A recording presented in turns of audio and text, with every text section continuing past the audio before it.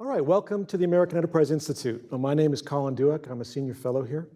Today we're going to discuss the current state of US-Canada relations. Talk a little bit, I think, about Canadian politics and foreign policy as well. Of course, Canada is one of America's oldest and closest allies.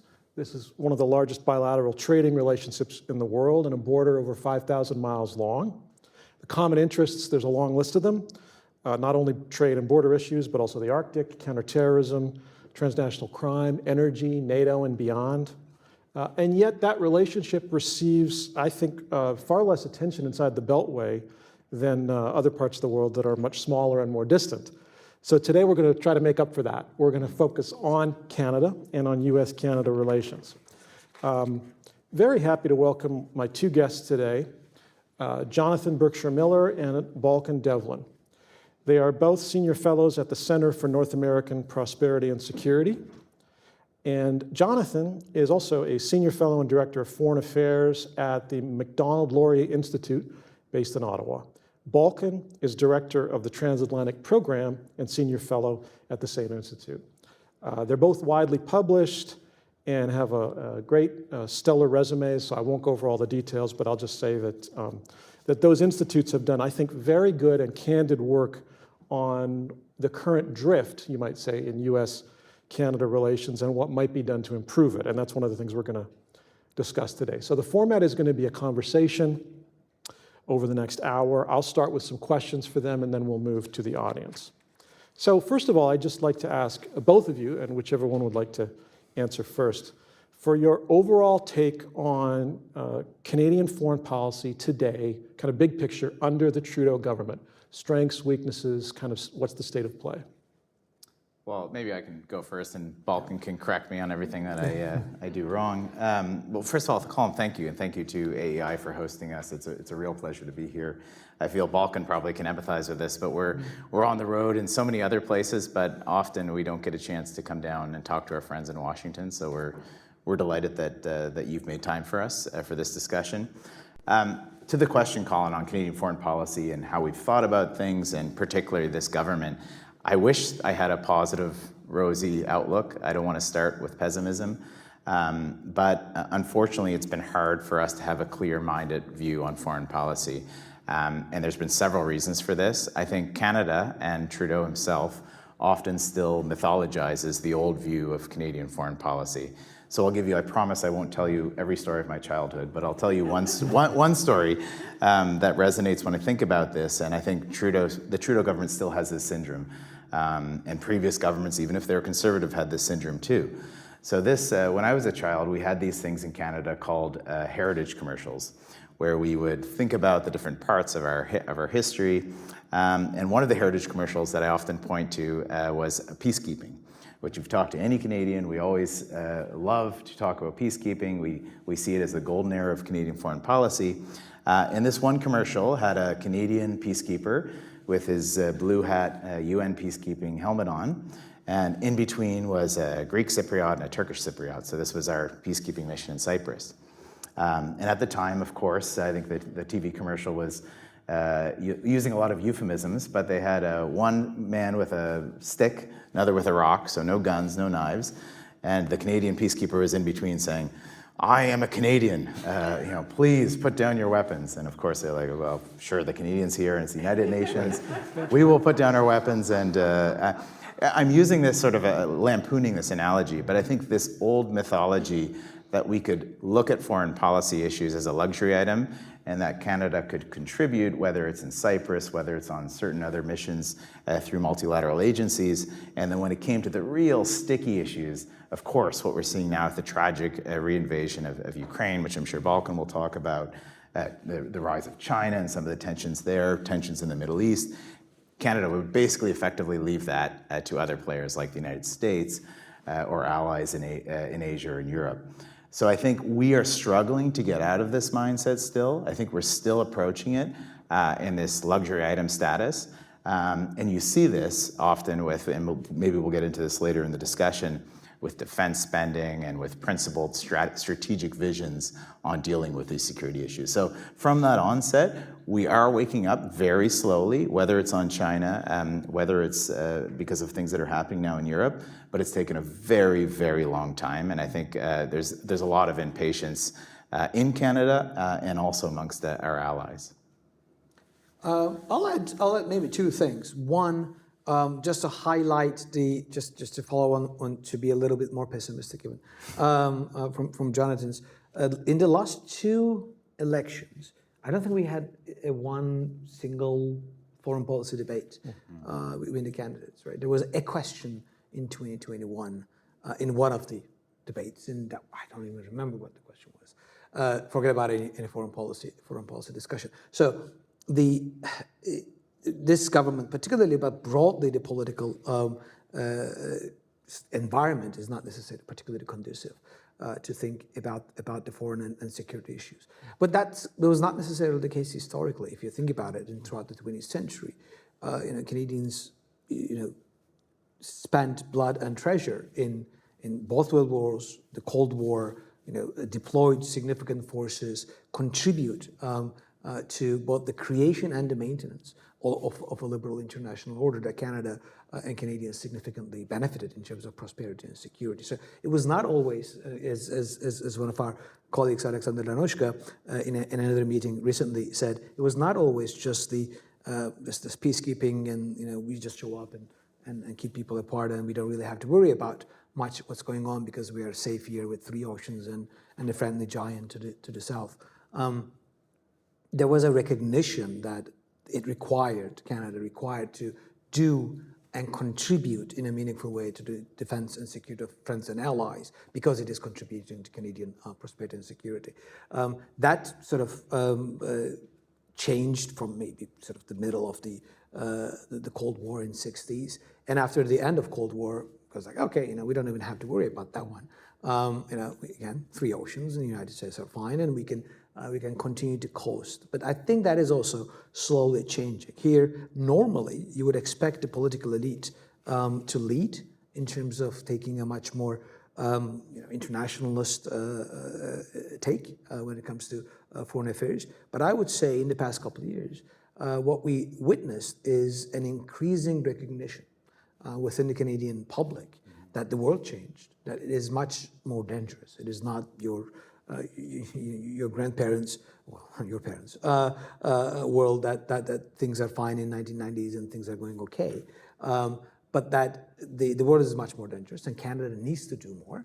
And the Canadians are increasingly willing to pay the price for that in terms of political capital, economic spending, defense spending, etc. It is, to me, the political elite particularly that is dragging its feet and still thinking that we're still in 1990s and we can get by doing the minimum. I'll just end with a saying that to Canadian scholars who work on Canada, quite Canadian NATO policy, particularly Joseph Jokel and Joanne Sokolsky, who describe Canada as an easy rider, not a free rider, but as an easy rider.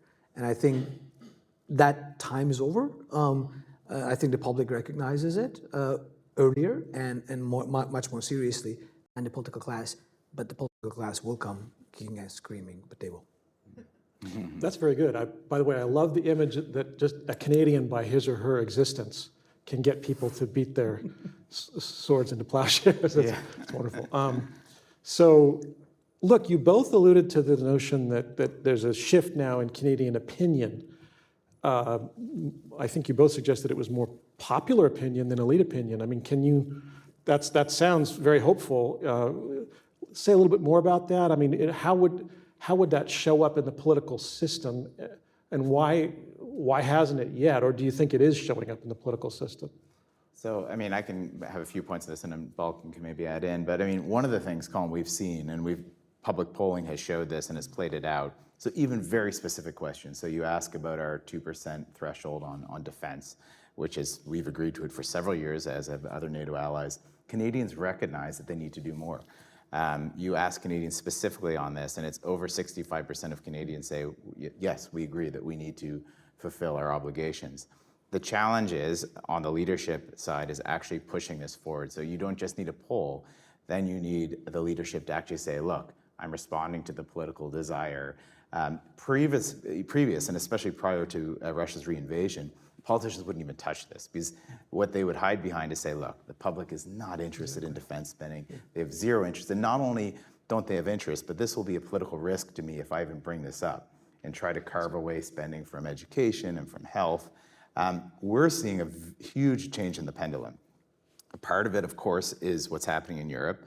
But another big part of it, and maybe we'll get into this later, is the China discussion.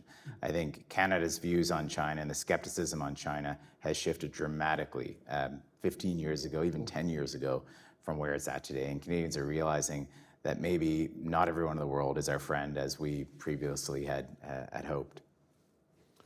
I would add maybe one more thing, and that is, yes, the public's view on this is shifting, and the polling we both did in as a part of our Coordinated in our project a couple of years back, a number of polling that we asked a number of questions on defense and security and spending specifically.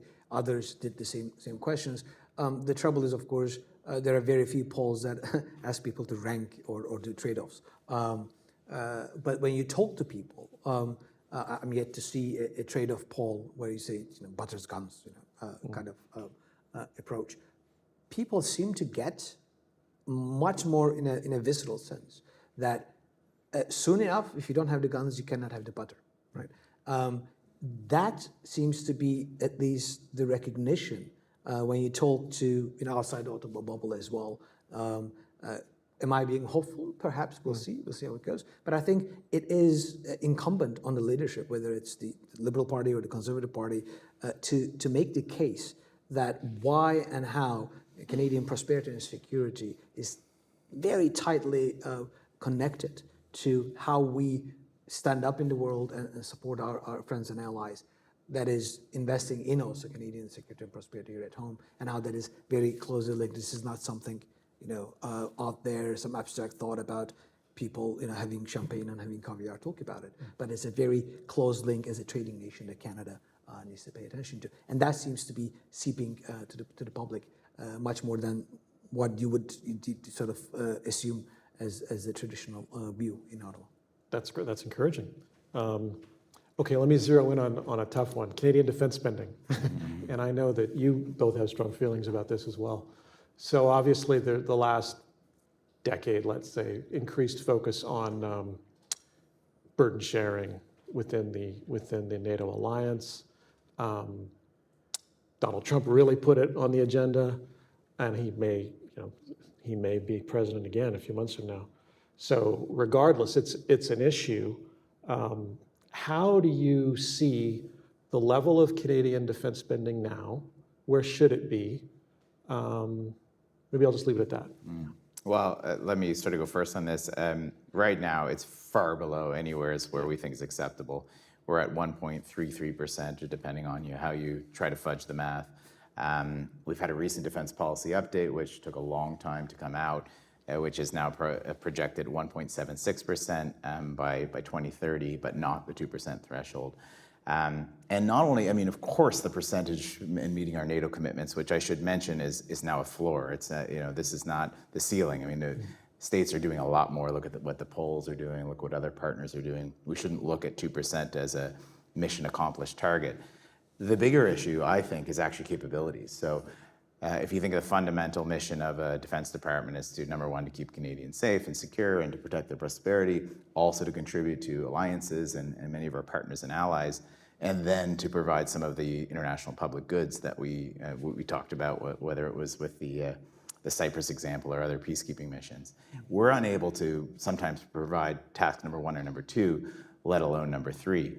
Balkan referenced, I think, in his opening comments about the three oceans. We're a Pacific nation, we're an Atlantic nation, and we're an Arctic nation. But when it comes to our Navy, which used to be the fourth largest in the world, now we have 4 submarines for 3 oceans. And thank you to the British for giving us those lovely old submarines. but now often all of them are in the dry docks. So we end up sometimes having 0 deployable submarines for 3 oceans and ambitions to be a multi-theater power. So clearly this needs to be addressed. We see it as a 4-alarm fire. We don't see this as something that we should maybe gradually address. We think this is fundamental to our interests. And one last visceral example I'll give you is that there tends to be a discussion in Ottawa often of defense spending being the Americans are coming at us again and really want us to do this ahead of whether it's a NATO summit or whether it's a bilateral meeting. But to show that this is critical to Canadian interest, I use an example of a Taiwan contingency as a potential example. There's over 100,000 Canadians in Taiwan.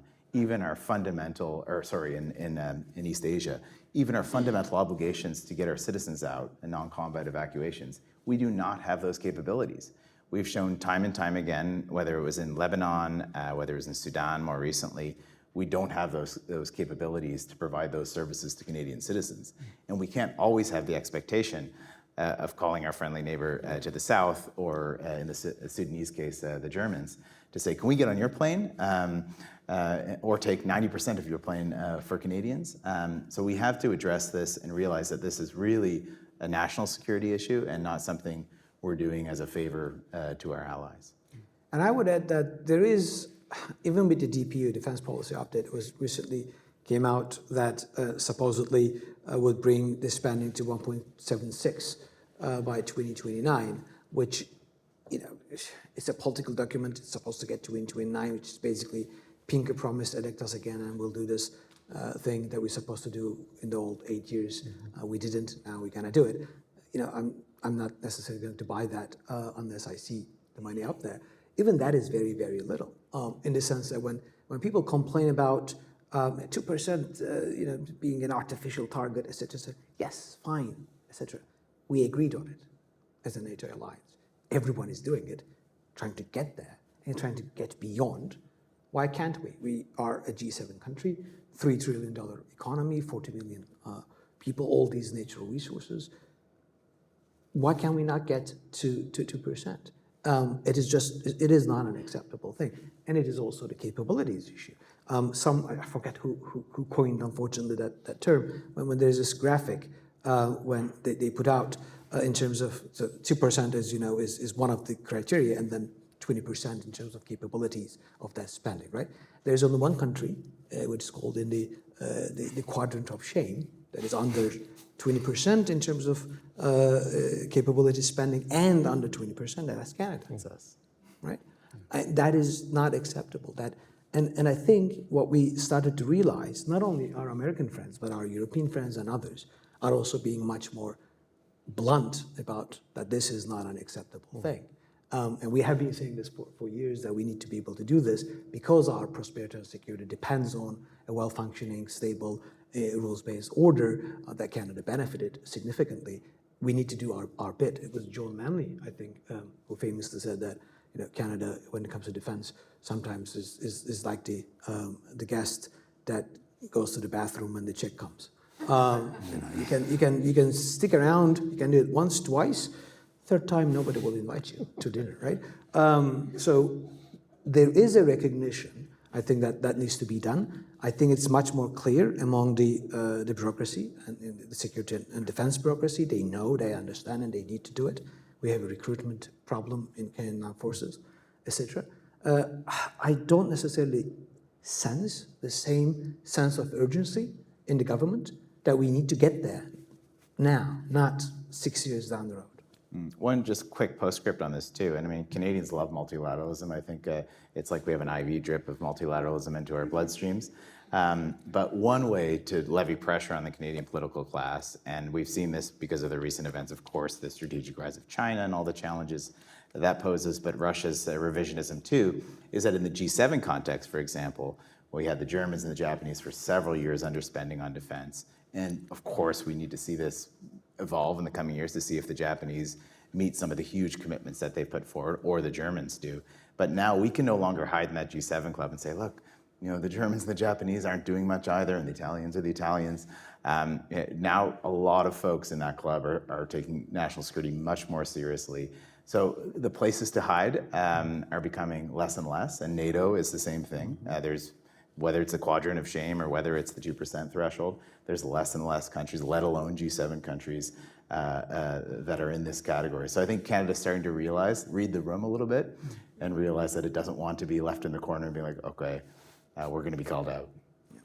Let me proceed to some regional challenges. I think you mentioned the Arctic. I find this really interesting. It's interesting for several reasons. You've got this increased Chinese presence, right? High hopes for Chinese trade through the Arctic. You've got Russian heavy icebreakers. I think they far outnumber any other country in that area. Potentially, you could have much closer cooperation between Canada and the US. I'm not sure Americans realize Canada looks at the Arctic with great jealousy, right? So they're not necessarily on the same page as the US.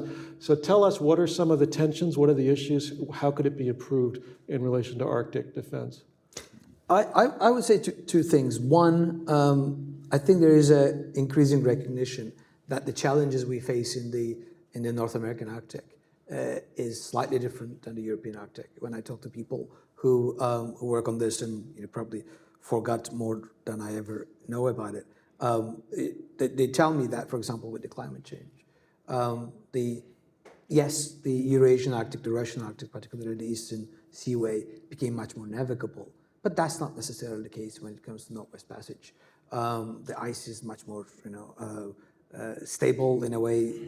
The climate change will make it less stable, which means floating ice, which makes it even more dangerous, more treacherous for passage, etc. So the challenges that we will face are going to be different. That doesn't mean that we're not, or we shouldn't be concerned about it. We talked about it and did a number of events when it comes to particularly Russia and China and how they cooperate in the Arctic, not only sort of the European and Eurasian Arctic, high north, but also in what we might consider sort of North American Arctic.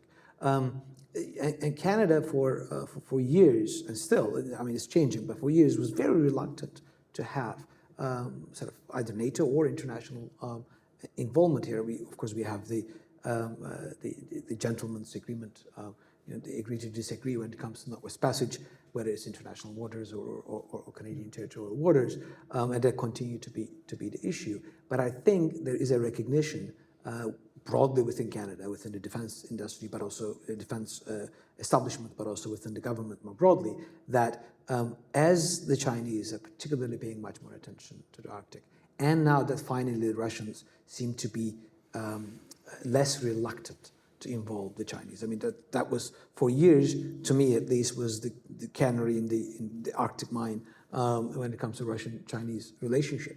Everywhere else, they tend to cooperate quite well. In the Arctic, Russians would like to keep the Chinese apart. In a way, that's slowly changed. Now they did a military exercise last year, signed a MOU between their coast guards, etc. So you see much more Chinese presence, will be seeing much more Chinese presence in the Arctic. And if they start giving submarine technology, their advanced stuff, with their much more silent submarine technologies, the Russians, to the Chinese, that we might end up seeing in the next 5 years or whatever, Chinese subs up in the north. That means that the Americans are much more concerned about the threats coming through, the hypersonics, the surveillance, the undersea cables, etc., which means that Canada actually needs to do much more about surveillance, about reconnaissance, about seeing and knowing and situational awareness, pan-domain awareness in the Arctic. And that's why the defense policy update very heavily focused on those capabilities in the north, in the Arctic, because we realize that we can no longer just rely on business as usual, and this will be a crucial component for North American security, and therefore we need to do more. Two just quick points on the Arctic as well. I mean, we've finally concluded one of our most long-standing and vicious and violent territorial disputes in the Arctic with our Danish friends. The perilous journey to go to Hans Island and swap whiskey bottles. But in all seriousness, I think you're right, Balkan. I think when we think of Arctic security now, we've transformed our mindset. Traditionally, it used to be very much sovereignty. We didn't want to have any discussion of this as a potential regional security or international security issue. That's changed, of course, with NATO being welcomed and the Secretary General actually visiting up in the Arctic. The other interesting point, and the second point that I think is interesting, is not even on traditional security, but on infrastructure and investment. The Arctic needs a lot of infrastructure investment, and the type of foreign offers that we're seeing, maybe predictably so, those who want to come in with briefcases of money are not necessarily the ones that we want to come in. So number one, we're having to work very closely on our investment protection and controls, and working with First Nations in the region to ensure that they're not put in compromising positions and our national security and critical infrastructure isn't compromised. But that also leads to the opportunity, and I actually think the imperative for a lot of our international partners, including the United States, to work with us in developing a lot of the infrastructure in the Arctic and in the high north, because we do not have the resources to do it alone. And it's much better to have the Europeans, the Japanese, the Koreans, the Americans to help us out on some of these joint ventures than to have shell companies from China and other places, which would be delighted to have as many gold mines or critical infrastructure mines that they could procure. That's a good point. Okay, moving to China, maybe more generally Asia Pacific. You've both alluded to the rise of China. Canada's position in the region is worth discussing. It's not part of the new submarine deal. Does a lot of trade with a long list of Pacific nations, including China, but also allies like Japan. How do you see the challenge from China changing Canadian foreign policy, and what more remains to be done? So on China, I mean, it's interesting to see how the debate has shifted. And one of the ways that I always demonstrate how this has shifted is this used to be a discussion like we'd have today, where I often call it, not saying it's the nodding head discussion, but a lot of us are interested in this, engaged in this, have been focused on China or foreign policy. The mom and pops, so actually this resonating with those who are not focused on foreign policy, weren't as steely focused on the challenges that China poses. This fundamentally changed recently in Canada, and there were a few drivers for this. The first driver was the visceral detention of our citizens that we call the two Michaels, Michael Kovrig and Michael Spavor. That transformed the China relationship and a lot of the negative tentacles of the Chinese Communist Party from something that we discussed in the think tank circles or at international conferences to the front page of Canadian newspapers consistently for over 3 years. So that made the China skepticism that was probably already there, and some of the polling was bearing out, to being a much longer issue. And that's been complemented with political interference discussions, that's been complemented with worry about next generation carriers like Huawei. So this has created the sort of pressure, the political pressure, to really take China seriously, or if you want to frame it as an awakening. The challenge, and I think this is something we often say, is that our strategic reality when it comes to Asia, and especially when it comes to China, is very different from some of our allies like Australia. We like to think of ourselves in a similar vantage point, but actually the vulnerability and exposure to China is much, much less. When you think of the trading relationship that Australia has, for example, to China versus Canada, we're at, may not have the statistics completely accurate, but we're at more like 6 to 7% of our trading relationship with China, 64% with the United States. By head over heels, our economic and security ties are fundamentally in North America. Doesn't mean that we don't have engagements in China or desire to improve that, but we do not have that exposure. So that has led us gradually, and too slow for my liking, to engage with the rest of the part of Asia and the Indo-Pacific, like Japan, like South Korea. But my last point on this, and for us to be successful in this part of the world, I think we have to make sure that we have that sequencing right, and that we don't frame the engagement with the Japans and South Koreas and ASEANs of the world by just saying, look, we're finally worried about China too. We know you've been worried about China for a long time and have been telling us about this. Now we want to be your friends. I think it has to go the other way and say, look, we share a lot with Japan, we share a lot with South Korea. ASEAN's complicated, but there's ways that we want to engage with you, and we understand the China factor, and we want to find ways to make sure that you have better infrastructure, et cetera, rather than framing it purely as you're worried about China, what can we do to help you on that? So I think that's the framing and the sequencing and the narrative that I think Canada's still working through. And a lot of it's just the fact that we just haven't been in the region long enough. We've been sort of a bit of an absentee figure at a lot of these forums for too long. And I would add that, I mean, we need to also think about what are our leverage points. What is the niche that Canada can contribute to the security and prosperity of our friends and allies in the region? What we can do, what we can bring to the table when it comes to either resisting pressure from China for our friends and allies in the region, or offering alternatives to it. And when you look at what Canada has, it really sort of comes down to energy and food resources.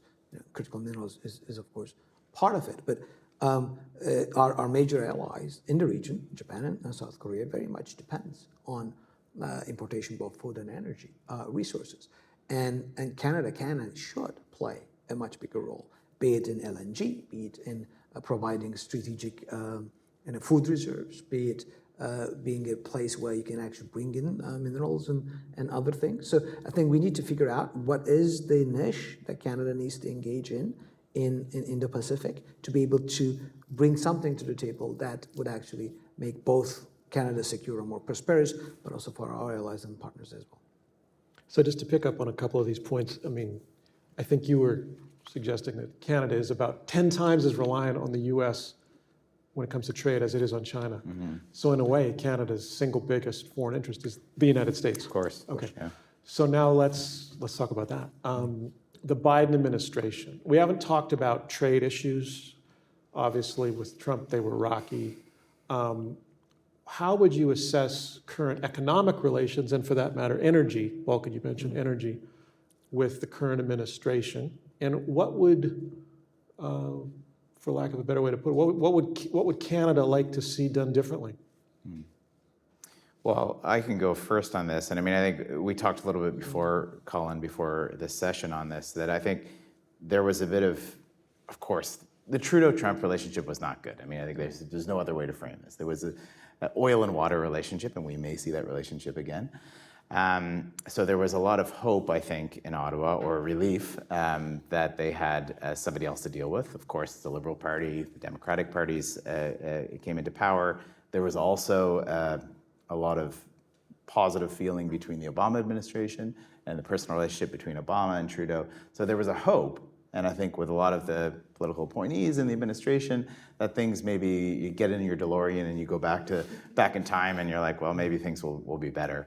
The reality, I think, has been very different, whether it's on trade, whether it's on national security. Yes, the Biden administration, I think, has been as nice to us as possible on the defense spending, and I think that may change ahead of the NATO summit.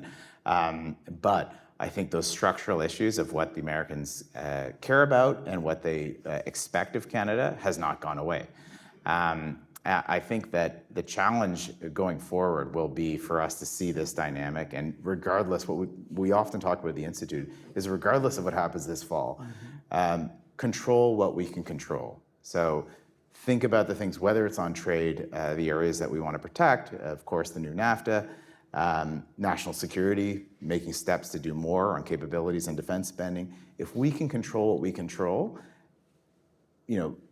we'll set ourselves up in the best possible position. Of course, it's going to be a different administration that we may have to deal with, but this is the fundamental issue that I think we've obsessed too much in Ottawa, is who's in power, and this is fundamentally going to shift things. Actually, the things that America cares about are pretty constant, and we just haven't done a great job of signaling that to ourselves. And I would add on the energy component, I think there was, at least when you look at it more broadly, there was a sense of disappointment when it comes to the Keystone XL cancellation, etc. But I think the expectation, but two things. First, as you point out, this is an existential relationship for Canada, right? Maintaining friendly, good, excellent relations with the United States, regardless of what administration you have, is key for Canadian prosperity and security. As the saying goes, Americans are our best friends, whether we like it or not. That's true. That is the case. I think the key will be when it comes to trade and energies, I think two parts. One, we need to be able to talk with our American friends and say that, look, when you think about energy security, energy transition, be it LNG, be it oil, be it hydrogen, be it uranium, whatever have you, whatever you're talking about. Think North America rather than America, right? And Canada can be a solution to the problems that the United States has. And I think that's number one, that we need to sort of think through an energy, a much more closer energy partnership between two countries. And the second thing is, and this is the thing that we keep coming back, one cannot divorce the developments and thinking and spending and contributions on defense and security from the trade anymore. It's no longer possible, I think, to be able to say to the Americans, we're just going to do the trade thing and our trade deals going on, but defense, yeah, sorry about that. This is not our thing. I think the expectation on the American side, and rightly so, would be that Canada pulls its weight when it comes to the defense of North America much more seriously, and we need to be able to do that in order to make sure that we are a good friend and ally, that we actually could benefit, engaging and providing solutions to the problems of both countries. So I have to ask one or two questions about Canadian politics. I don't know what you can tell me, but I'm curious. So I just checked this morning. I see that the Liberals under Trudeau are at about 24%. The Tories are at about 44%. This is really stunning, actually. The best estimates are this would be a landslide victory for the Conservatives. Anything could happen. It's politics, right? But there's been a steady trend for a long time where the Tories have been ahead. Okay, my question to you is, the new Tory leader is obviously doing very well politically. I haven't heard much about his foreign policy views or defense, and I don't expect it to be necessarily a top issue, but you've both said that public opinion has changed. There's maybe the possibility on defense and on China. It seems to me the Tories in Canada emphasize pride in Canadian military history, if any party does, right? World War I, World War II. Is that going to translate into something concrete, or what can we expect to see if they win an election next year? Yeah, I mean, I hate to put the crystal ball in too, but I remember having the crystal ball and failing several times before on elections. But on foreign policy, it's something we think about every day. We think because as much as we've expressed frustration and cynicism about some of the foreign policy choices and defense choices that we've made, I also do have concerns and worries as well. The positive side first, I think that there's a number of key individuals and advisors that I think do understand the foreign policy imperatives, whether it's on China, whether it's on defense. You're talking on the Conservative in the Conservative side, Party. Okay. That I think that they do understand a realistic foreign policy will take some investments. The challenge is the headwinds economically. So as Balkan mentioned, whether it was the last election and even previous elections, foreign policy doesn't play much, I know, in most elections, but especially in Canadian elections. So this election will not be won and lost on foreign policy. I hope there's at least a foreign policy debate, because this will be the first election post Russia's reinvasion of Ukraine. But I'm not optimistic that foreign policy will play a big role. The second thing is actually dollars and cents. So I think Pierre Poilievre has very clearly noted that every dollar going out, that we need to make sure that we're spending a dollar in, dollar out. So the idea of a windfall of money coming for defense or for new embassies overseas, I don't think it's going to be as simple as that. So I think this goes back to the idea of connecting foreign policy to Canadians, connecting this attention of why these issues matter to Main Street in Canada. And that's going to be one of the fundamental challenges. It's easy to find reasons to critique regimes like that in Beijing or in Moscow, but I think fundamentally this is the sort of challenge we have to overcome. Canadians are going through a housing crisis. We're going through inflationary challenges like the United States is as well. There's a number of social pressures on Canadians that will take that primary toll. So how do we sort of elevate foreign policy discussion and how much attention? I think that's the fundamental challenge. And I would add two things. I think, again, crystal balls are hard to figure out. But looking at what the Conservatives have been making the case and key advisors around Pierre Poilievre making the case, I would expect two things. One, that there will be an increasing focus on anything to do with energy, right? LNG, uranium, hydrogen, oil, and how Canada can get, how the Canadian government could help to get the Canadian resources, energy and agriculture and critical minerals to international markets, to our friends and allies, and provide the support for both our Indo-Pacific allies, but also our European allies, in reducing their reliance on Russian LNG, in ensuring that they have a steady supply of energy resources, etc. That would, I think, will be a fundamental tenet of any Conservative government coming to power. The second one, this is a bit of on the commercial side of it. 3-4 years ago, Jonathan co-authored a report called From Middle to Major Power for MLI. It was published in, I think it was 2020. Yeah. Co-authored with Jeff Collins, who is at DND right now, and Shuvaloy Majumdar, who is right now an MP from Conservative Party at Calgary. He used to be a key advisor to Stephen Harper during his government. And a lot of those pieces in that report that is written, that Jonathan and Shuv and Jeff co-authored, I think would give a good sense of what the Conservative foreign policy could look like.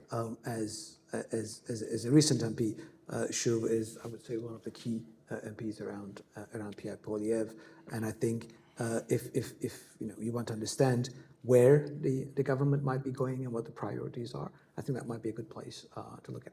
I think one last postscript on this too, and I think this potentially could be a positive development, is this, we talked about the IV drip of multilateralism. We're not going to see an immediate pull away from that, but I hope that there probably will be a difference of this all friends to all people on all issues sort of foreign policy, that we can be in a room of 200 and everyone is equal, everyone's our friend on all issues. Clearly, that is not the case internationally. I think a new Conservative government, I think, will be much more focused on certain arrangements and alignments. I think they would be interested in things like AUKUS Pillar 2. I think that they potentially would be interested in other architecture like Quad Plus in the Indo-Pacific, in addition to reinforcing our credibility in alliances like NATO, et cetera. So I think going back to the basics, I think, is what you can expect a lot. Yeah. And looking at the report this morning, before I come actually, I noticed that several of the recommendations that you guys made back 4 years ago are already started to be sort of even picked up by the Liberal government, including the establishment of a National Security Council, the instituting a National Security Strategy Review, which in the DPU they announced, the reconsidering Canadian participation in Asian investment, infrastructure investment bank, etc. So a number of things that have been coming out. I think the recognition that the world change, Canadian interests need to be defended in a much more muscular way, and we need to be much more selective and intentional about our engagement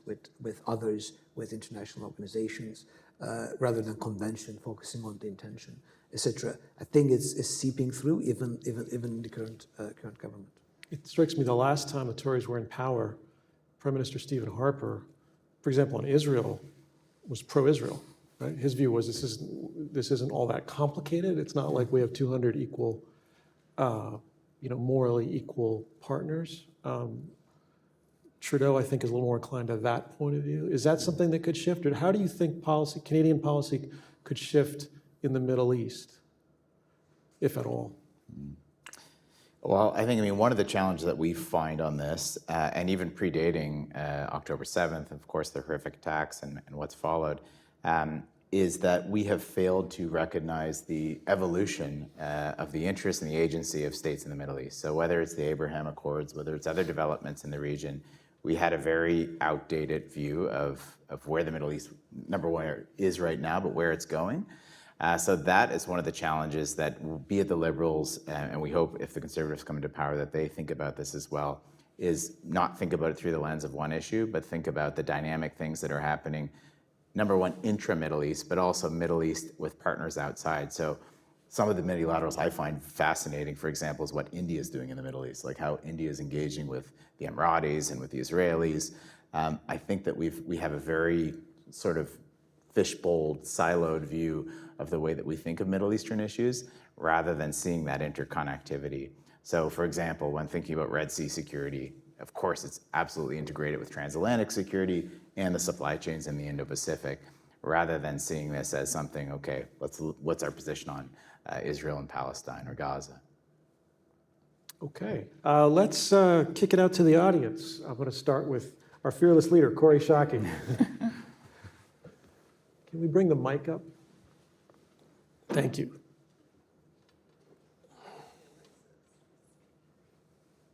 So the best poll of foreign attitudes I've ever seen was in the last year of Brian Mulroney's government in Canada.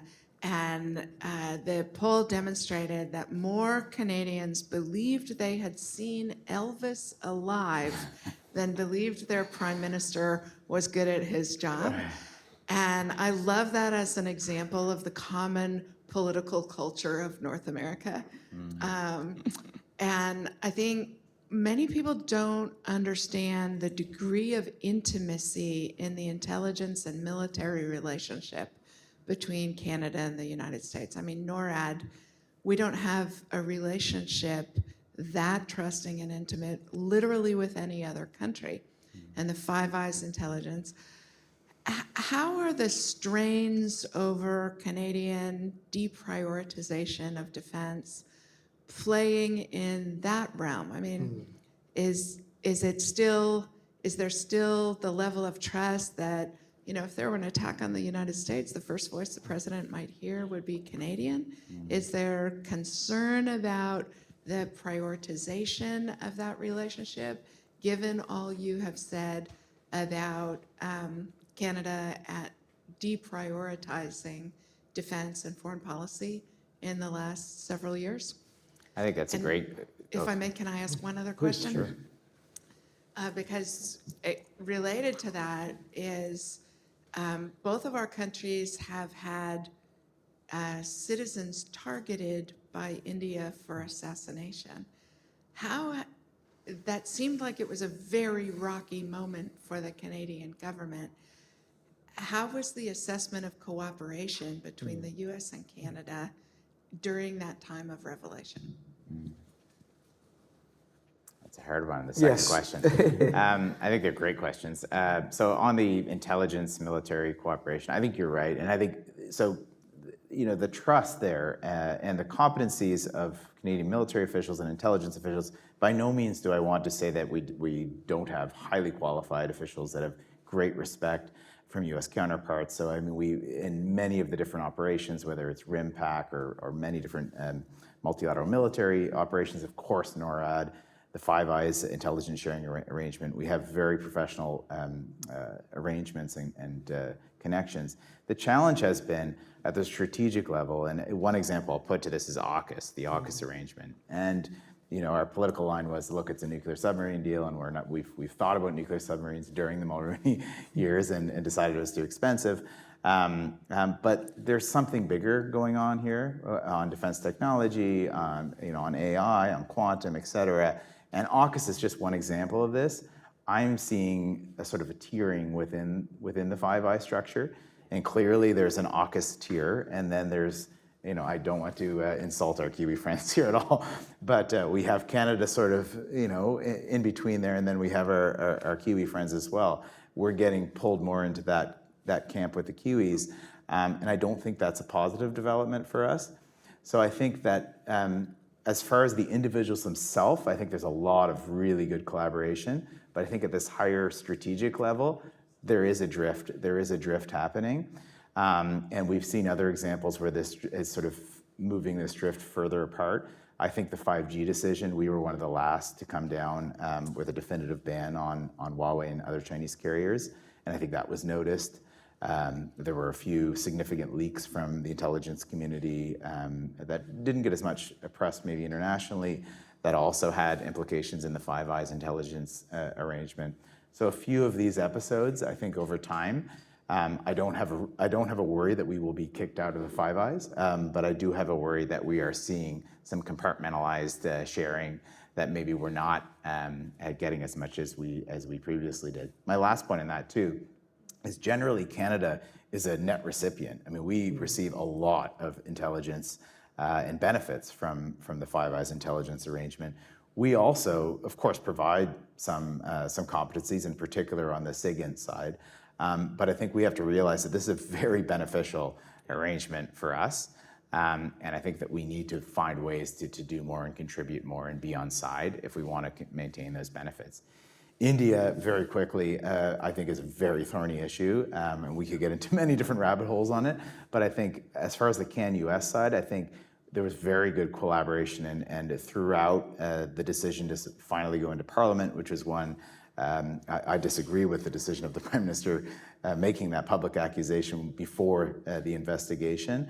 And the one thing I would point to in the CAN-US side, and I wish we listened a little bit more to our American friends on this, is that your approach, even though the situation was a little bit different, of letting the Department of Justice go through the legal process, of course, going through that, having the indictment public, that I think was the right approach. And we just made arrests now within the past week of 3 individuals in British Columbia for this murder.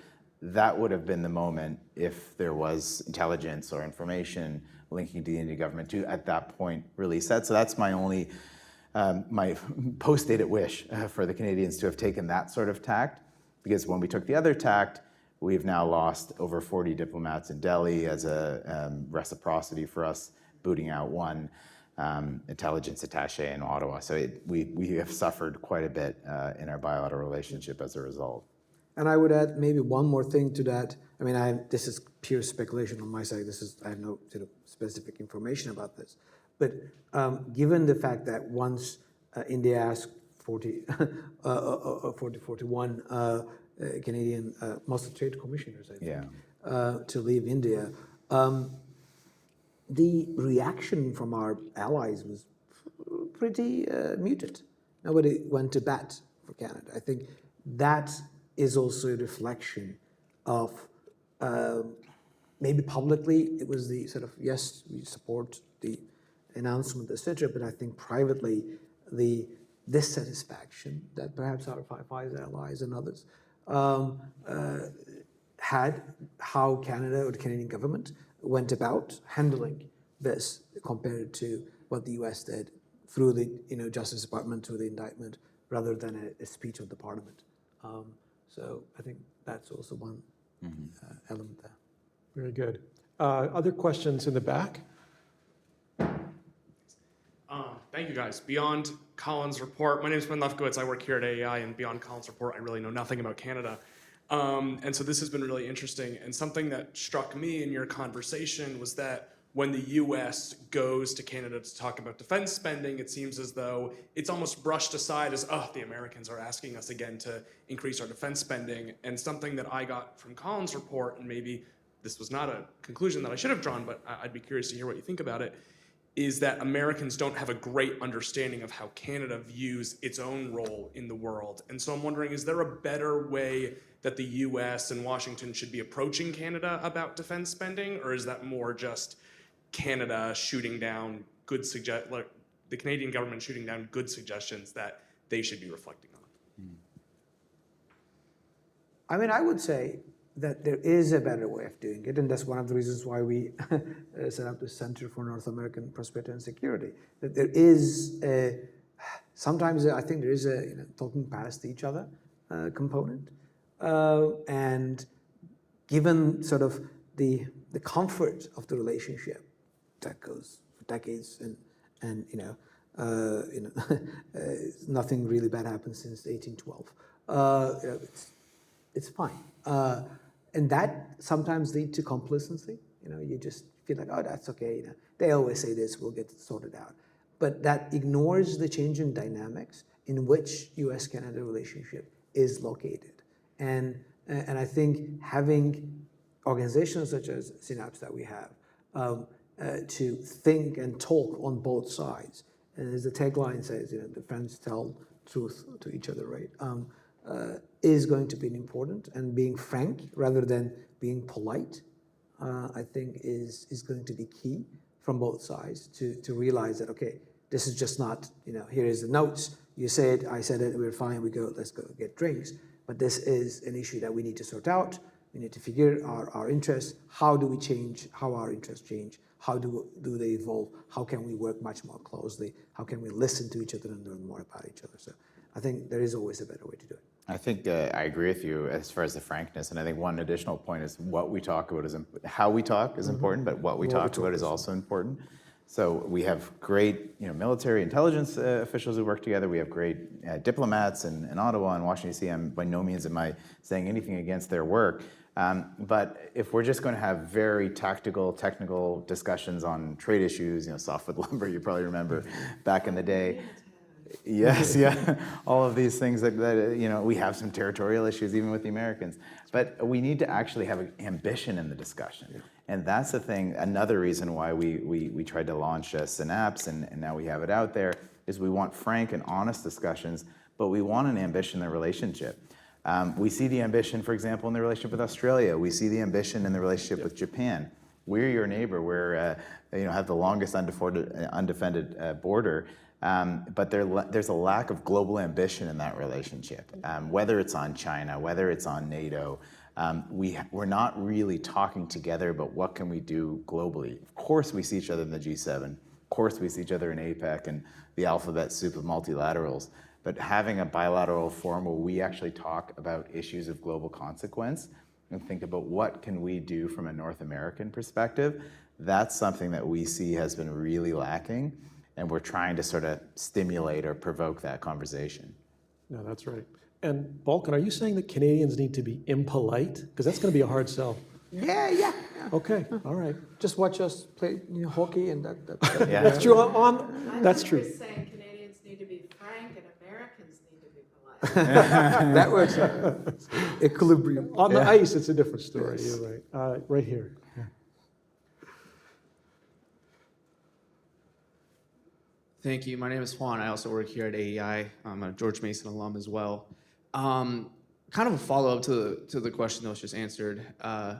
Canada, of course, is a G7 member. It has aspirations to get into AUKUS, or at least have some sort of partnership. You mentioned the lack of submarines and how it is mainly an importer of intel and benefits in these alliances and these partnerships, certainly NORAD. At what point, and you gave the analogy of stepping off to the bathroom when the check comes to the dinner table, at what point does Canada start to lose that credibility as a G7 member, as a NATO ally, when even these tiny Baltic states like Latvia, Estonia, Lithuania all are way over the 2% threshold for GDP? Is there sort of like not necessarily resentment, but an expectation for Canada to step up and start giving a little bit more than it is taking, especially in these intelligence and security partnerships? I would say that it is up to our allies to make that dissatisfaction known in a much more clear way. And I think, we are not satisfied with the way or the amount of contribution Canada is doing, that we could do more. It's not, again, no offense to Liechtenstein, but Canada is not Liechtenstein. We have the resources, we have the potential, the human capital, the natural resources, the economy, the history and the tradition of making a difference. And we could do a lot more. So we are dissatisfied ourselves, and thus we push for this. But it is also, I think, what level this became an issue where when you pick up the phone, the other party doesn't pick up. That's, I think, for our allies to determine. And hopefully we will get our act together before we get to that point. And I think that's why it's important to have that frank discussions. When we went to Europe, when we went to Indo-Pacific and other places, when we have these discussions, we you tell them, like, look, you're telling us, why are you complaining to me? I'm not the government. Yeah. When those guys come, you're all happy, dorky, and it's fine. You don't complain to me. And I think having that frank discussion and saying that, look, we expect Canada to do more because you can do more and you did more before is going to be key. And hopefully we will wake up to that before there are serious consequences for Canada. If we don't want to spend pennies today, we will spend hundreds of dollars in the future, and we want to avoid that. Yeah, I would, definitely reinforce that point. And things we hear consistently, whether it's in Asia, whether it's in Europe, whether it's in Ottawa from ambassadors and high commissioners, is this. And we understand the world of diplomacy too. Everybody has to be very polite, and you don't want to offend your host too much. But going back to this politeness thing, sometimes certain things need to be said. And I often make this analogy that we have the public forum diplomacy, and then we have the whiskey bar. And think tanks, maybe we like our whiskey bar, but we hear a lot of the whiskey bar discussions, and they're not literally whiskey bar, but they're the real discussions, whether it's from diplomats, whether it's from other officials. But then when it comes to their engagements one-on-one, this either gets left out or it gets slow-walked. And even if there's a sense of understanding that this is a problem, it can be deflected off. Okay, maybe the American ambassador doesn't care that much, or maybe we can sell a different way on defense spending. There needs to be a lot more of this frank talk, at least a 1.5 of the whiskey bar coming into the public discussion in order for us to get a little bit of an impetus. The second factor, and the more ideal factor, is not just the pressure from the allies, but from Canadian citizens. When they start to see that their credibility is being affected, when they start to see actually that their security and prosperity is being threatened by the lack of seriousness on these issues, that's obviously the sweet spot, is you want that drive coming from the Canadian public. But a little bit of a push from our best friends, I think, is also positive. One last question here.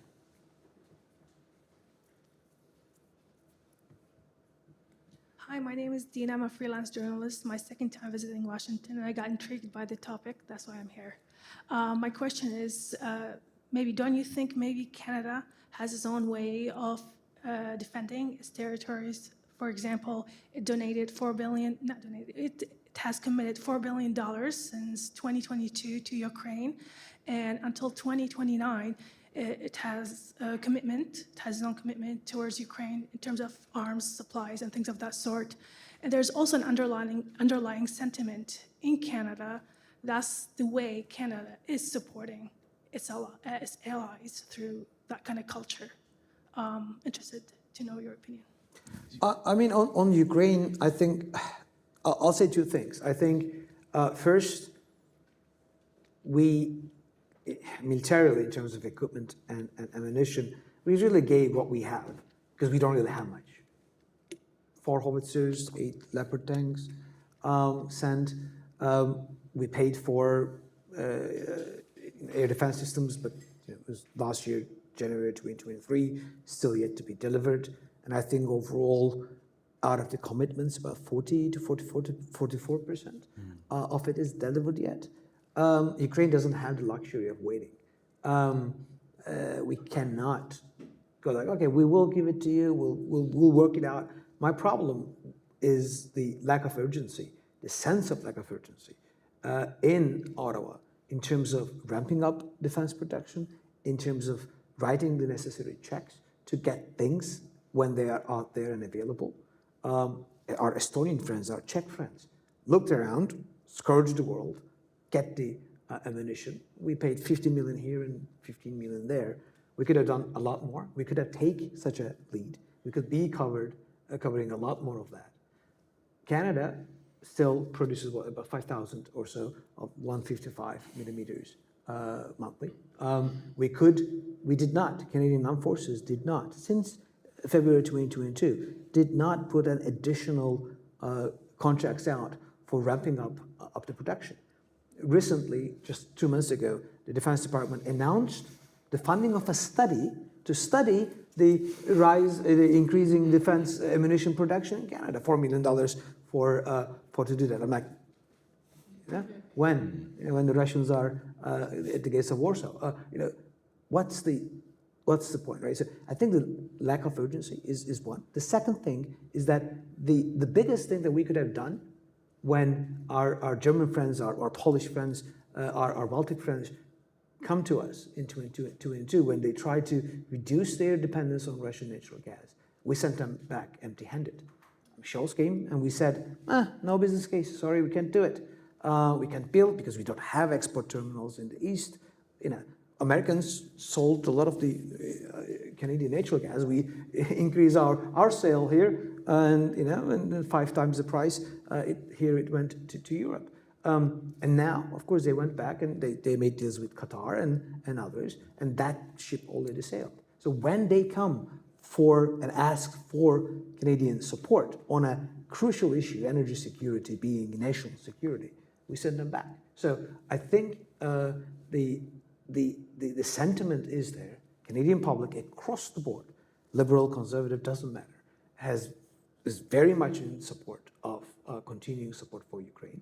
But we are doing it very slow, and we're not doing where we can actually make the difference, and that's my problem.